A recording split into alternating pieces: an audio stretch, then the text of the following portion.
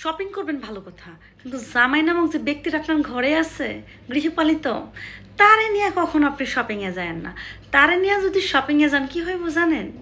ওই যে দোকানদার বেড়ায় তারে এমন মূলা পাম দিব আর এমন মূলা খাওয়াইব যেটার দাম 1 টাকা, সেটারে 5 টাকা বলবো, কারণ দোকানদার তারা ওইভাবেই বিশ্বাস করবো।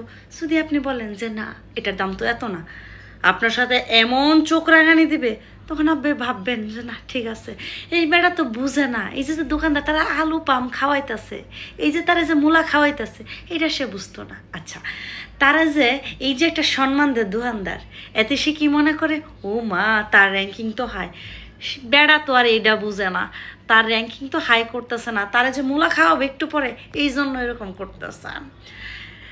আর বেড়া মানুষের একটা সমস্যা, আপনি আপনার জামাই নিয়ে যাবেন শপিং করতে, আপনার যা কিছু লাগে একই দোকান থেকে নিতে হবে।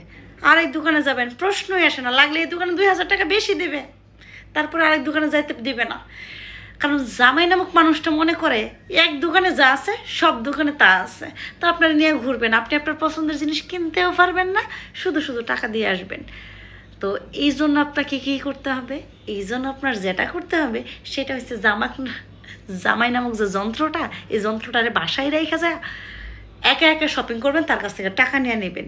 এতে হলে কি হয় যে আপনি শপিংটাও করতে হলেন, এক্সট্রা প্যারাটা নিতে হলো না। আর যদি আপনি শপিংয়ে আপনার মারে বা বোনের লয়ে যেতে পারেন, তাহলে তো আপনার লটারি লেগে গেল। So dear beautiful ladies, decision তোমরা কি করবা? জামাই নিয়ে যাবে শপিংয়ে না জামাই রাইখা যাইবা? কমেন্টসে জানাবা। Thank you.